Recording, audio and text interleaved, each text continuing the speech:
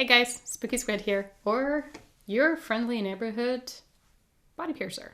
So today we are going to talk about surface piercings and what's viable, what's non-viable, and all that kind of good stuff. So keep watching.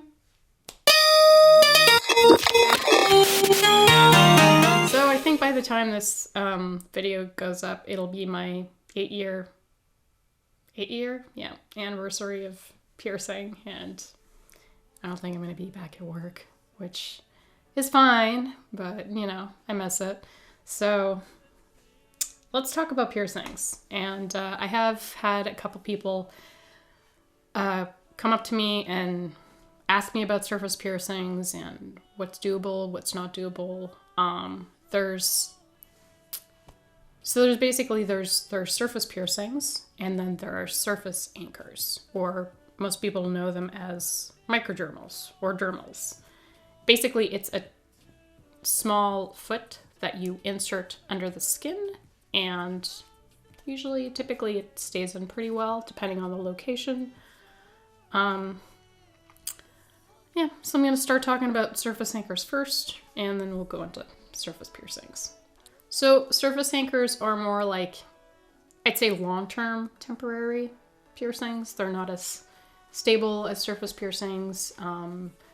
Usually they're the ones that you see, like a lot of people get them on their cheekbone, and a lot of people have been asking me about those. Typically, I find that those stay in fairly well, just because it's a very meaty area, and it doesn't have a lot of movement, so it stays in fairly well. I've seen people keep them in for like years. So yeah, if you're looking at getting a surface anchor or microdermal, like especially on the high cheekbone area, I do them fairly often. They have a pretty high success rate. So yeah, go for it.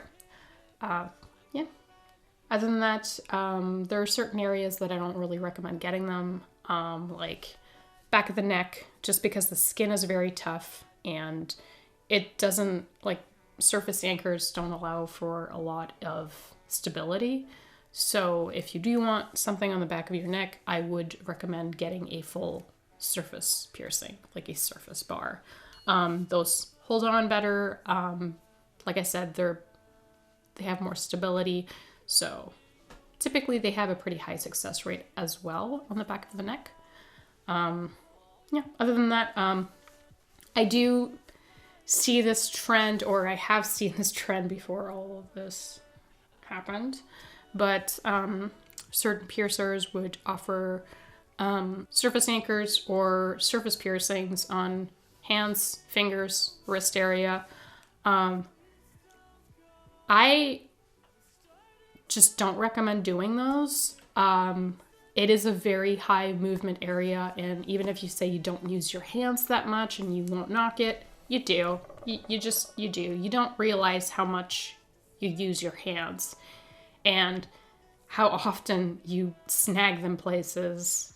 I personally had a surface anchor on my wrist ages ago, and it just did not work. I'd keep snagging it, and it would swell up. The swelling would go down, and one time I just remember, like, the swelling got really, really bad, and I finally got it back down, and I was like, okay, this time it's okay. And then 2 days later, I snagged it in a doorway, and I'm like, get this thing out of me. So yeah, just don't get them on your fingers, don't get them on your hands, don't get them on your wrists. It's just, like, even arms, like wearing shirts, you're just gonna get them snagged. They're just gonna rip off. It's not a good look. But yeah, on the face, I really don't see them being an issue. I've seen them on the side of the ears too, like right here. There's very little movement there as well, so they're pretty viable there as well. As for surface piercings,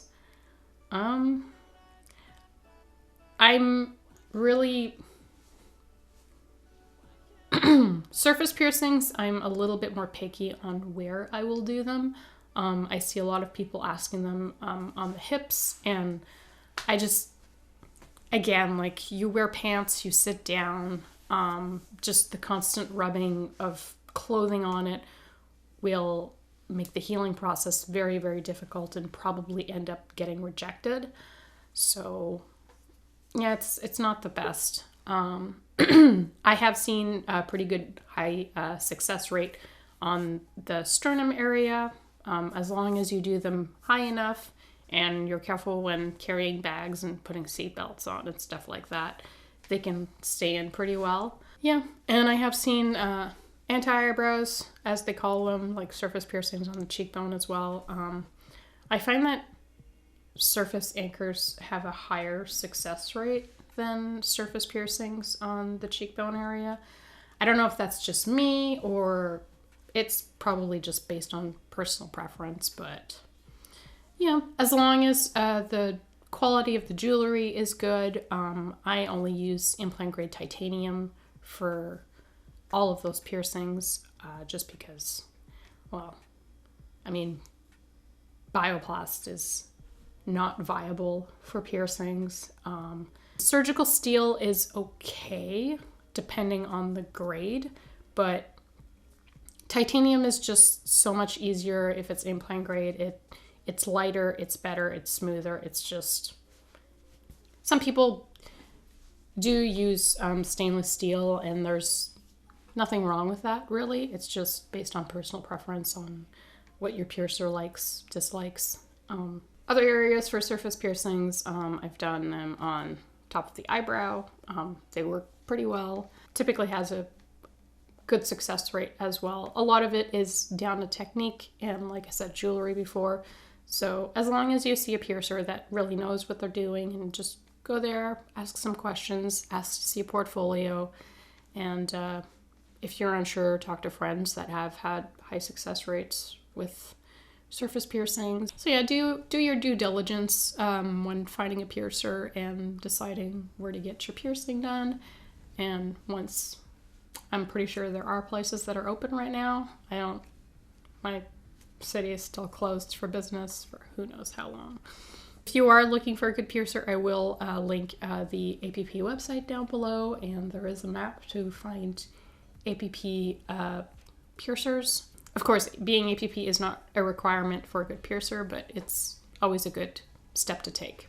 So yeah, that being said, if you did enjoy this video, don't forget to like and subscribe, and shoot me a comment or questions down below, and I'll do my best to answer them. Okay, thanks for watching.